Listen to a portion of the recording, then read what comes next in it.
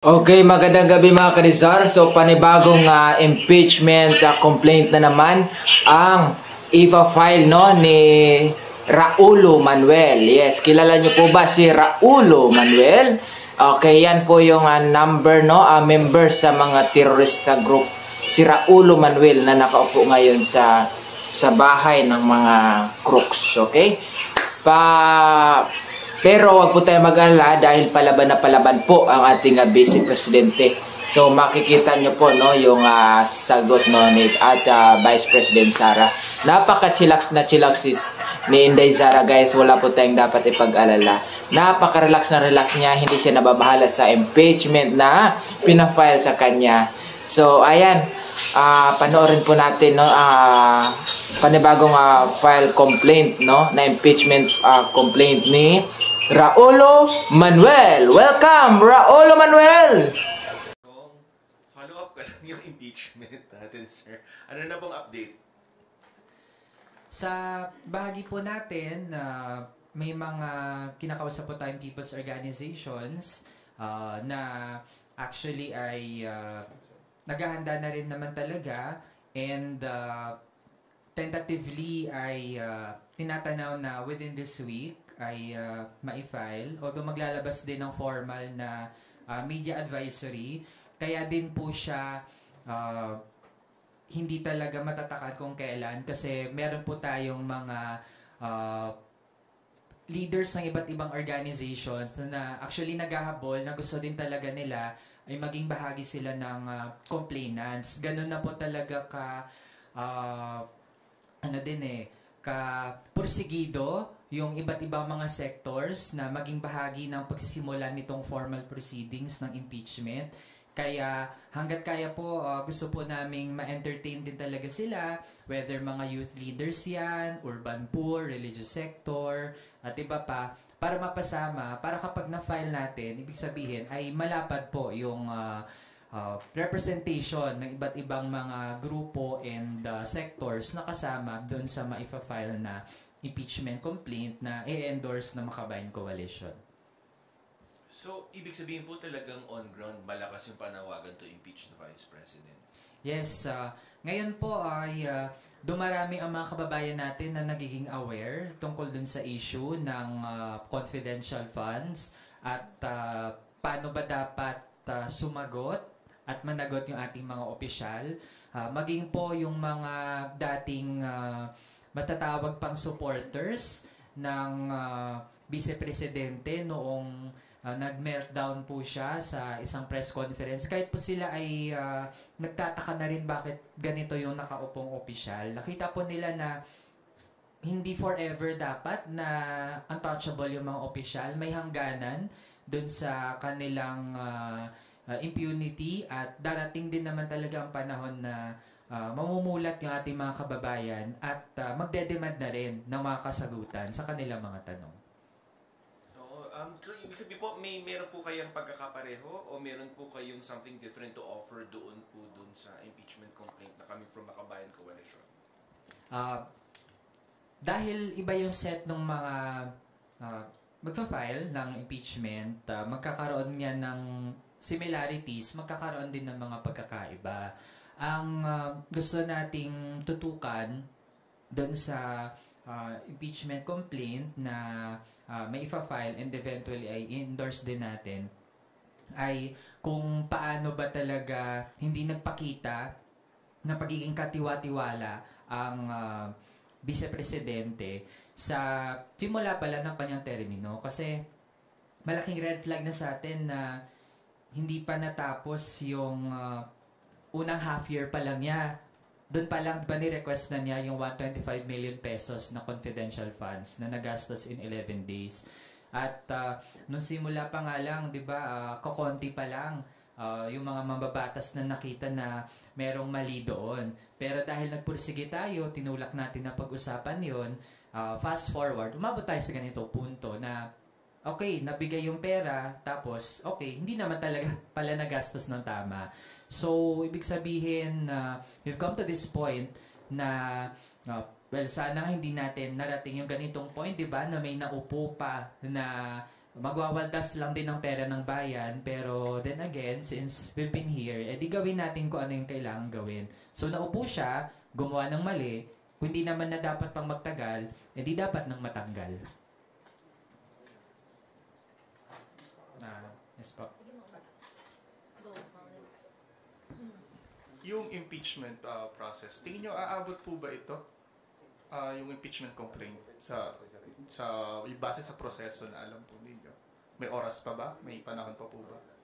Well, tingin ko dahil December 18 pa, yung last day ng session ng House of Representatives, ako optimistic ako na merong sapat na panahon, tapos merong time pa before the campaign period kasi ang session ng Congress magre-resume po siya by January 13 after nung holiday break. So ibig sabihin may ganong panahon pa para sa mga senador na upuan din talaga ang impeachment complaint na ipo-forward ng Kamara assuming nga na ayun susulong siya.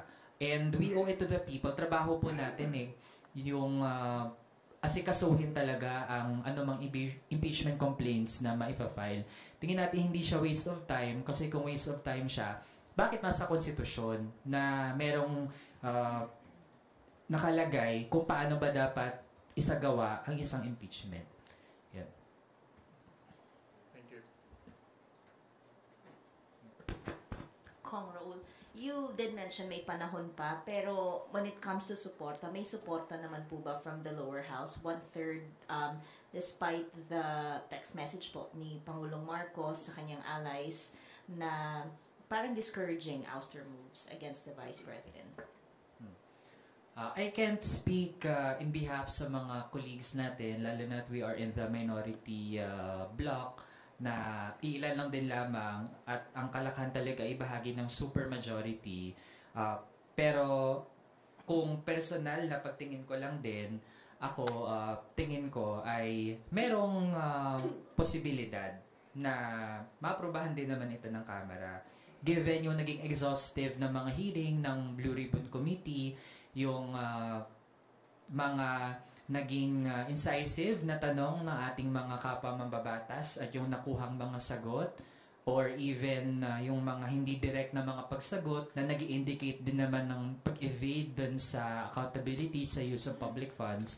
Lahat po ng yan ay naging mga batayan para mag-gauge natin ang responsibility ng nakaupong vice-presidente. At nagtiwala din naman tayo na nakinig, nakialam, kahit yung mga kapwa mambabatas natin na personally ay hindi nakadalo dun sa mga hearing. Kaya kung 1/3 at 1/3, tingin natin ay merong chance na maaabot natin yung ganong bilang. On the procedure lang po. Kasi may nag-file na po yesterday ng unang impeachment complaint. Pag na-refer na po ba ito sa committee before kayo mag-file ng impeachment complaint ninyo, hindi na po ba ma-entertain yung inyong complaint? Ganun po ba? That would depend din dun sa aabutin. Kasi, for example, kung meron ng sinimulang talakayin yung isang committee, tapos hindi pa naman niya nasarahan yung kanyang mga hearing, at meron pang pumasok, pwedeng incorporate yon or emerge dun sa ano na yung mga present na pinag-uusapan. So actually, since nandito na rin naman tayo, kung meron pang ang ibang mga kababayan din natin na gusto mag-initiate ng kanilang sariling impeachment complaint, ay ine-encourage po natin yan. Ibig sabihin, merong i-endorse o Makabayan Coalition, pero this doesn't stop us from expressing our solidarity dun sa iba pa nating mga kababayan who might have other angles or other points na gusto nilang ilagay sa kanilang articles of impeachment.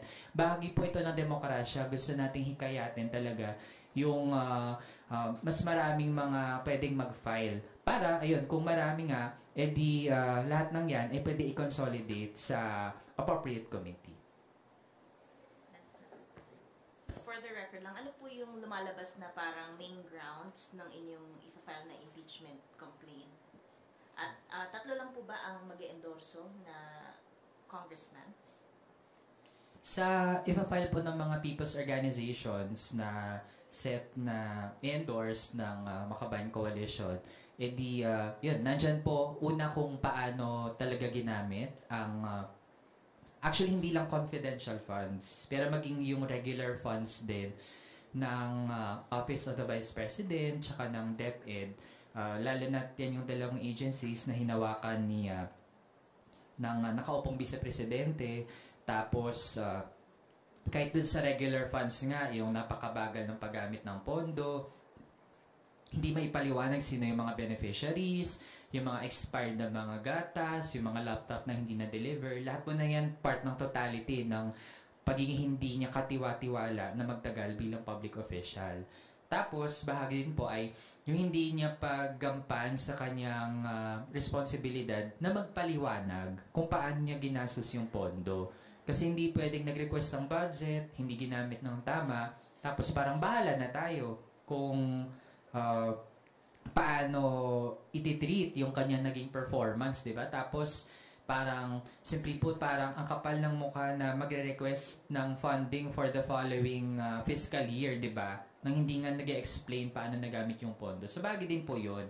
Kasi hindi po option, pero duty yung magpaliwanag paano ginamit yung funds. And yung isa din, no, ay yung hindi niya pagrespeto sa separation of powers ng iba't iba mga ahensya. Yung hindi paggalang sa Kamara na compose ng mga halal na mga kinatawan ng ating mga kababayan. Bahagi din po yan ng ating pagtingin na kung merong high official na hindi nare-recognize yung tasks ng bawat branch of government, hindi po yan magandang ehemplo. Hindi lang sa kabataan, pero sa mga kababayan. Yan po yung mga main points. Sige. Excuse me. Pahabol po na question. On impeachment po ulit. May talks na po ba sa minority to at least support yung impeachment efforts against Vice President Sara po?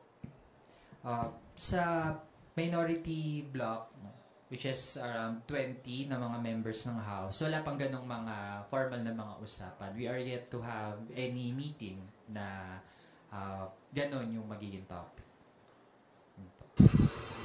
BP Sara, ang impeachment laban sa akin ay pagwawaldas ng pira. They can always try na mag-impeachment, gumastos, magwaldas ng pera ng gobyerno. Para i-impeach ang Vice President. Kung yan ba naman ang gusto nila, magwaldas ng pira at pagtakpan ng kakulangan at pagsinungaling ng administrasyon para lang hindi mapansin ng mga tao na maraming mga pangako ang panapako. Babanatan nila ako. They can try and they can see if I get impeached. Tapos, yan ang matapang na sagot ng ating Vice President Inday Sara Duterte.